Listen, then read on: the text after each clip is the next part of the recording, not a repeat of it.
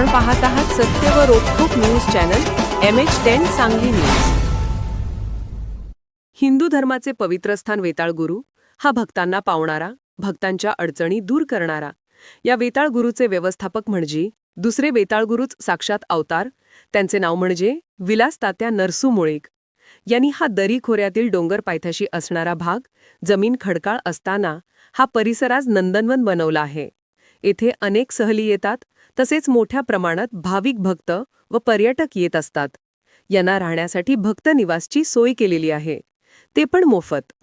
विलास तात्यांनी स्वतःच्या खर्चाने भव्य असे टोलेजंग भक्तनिवास बांधले आहे व लहान मुलांच्यासाठी, मोठ्या माणसांच्यासाठी झोपाळ्याची, पाळण्याची, घसरगुंडीची अत्याधुनिक पद्धतीची मोफत सोय केलेली आहे। तसेच भक्तांना पिण्यासाठी व झाडांना पाणी देण्यासाठी विहिरीची व बोरची आणि पाण्याच्या टाकीची व्यवस्था केलेली आहे। हे ते वेताळ गुरु मंदिरामध्ये अमावस्या, पौर्णिमा, गुरुवार मोठ्या प्रमाणात भाविक भक्त येतात व पाडव्याच्या चैत्र अमावस्येला जत्रा भरलेली असते।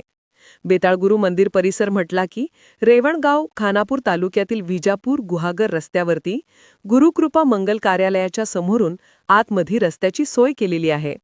तरी आज विलास तात्या मुळीक यांनी दिलेली मुलाखत MH10 सांगली न्यूजला पाहूया। तात्या, शे वेताळ गुरुचं मंदिर आहे, ह्या मंदिरामध्ये काय काय केले जरा सांगा माहिती। नाव सांगा तुमचं।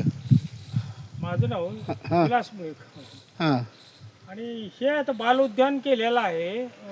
सहली वगैरे एका महिन्यात 50-50 सहली येते त्या। हां।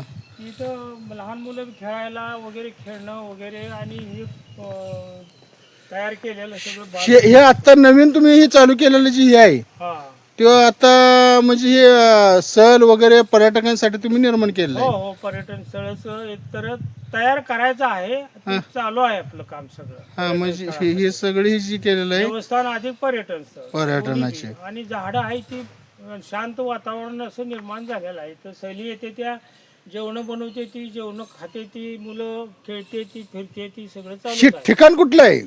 ही वेताळ गुरु देवस्थान तालुका हा तालुका कुठला आहे? तालुका खानापूर, जिल्हा सांगली। हे म्हणजे मुख्य ठिकाण हे कुठलं आहे?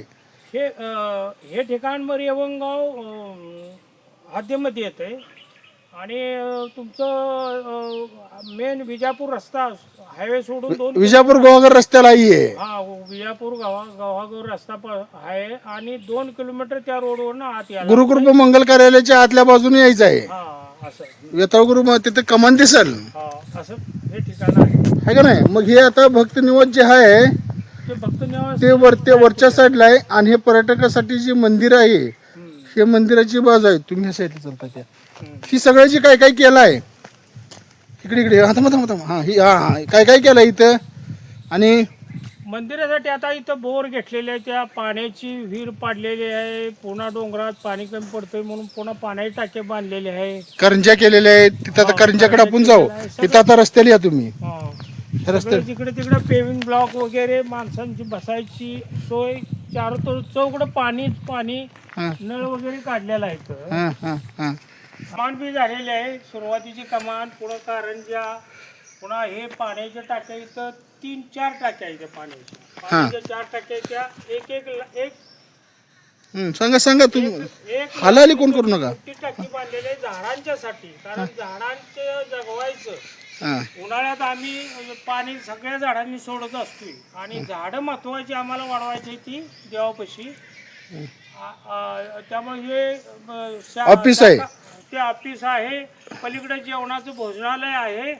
प्रत्येक गुरुवारी, प्रत्येक अमावस्याला जेवणाचा कार्यक्रम असतो इथं आणि लोक भरपूर येतात आणि पर्यटन स्थळ अगदी आणि देवस्थान असं मिळून सगळ्यांचं समाधानकारक आणि MH10 सांगली न्यूज चॅनलला लाईक करा, शेअर करा आणि सबस्क्राईब करा।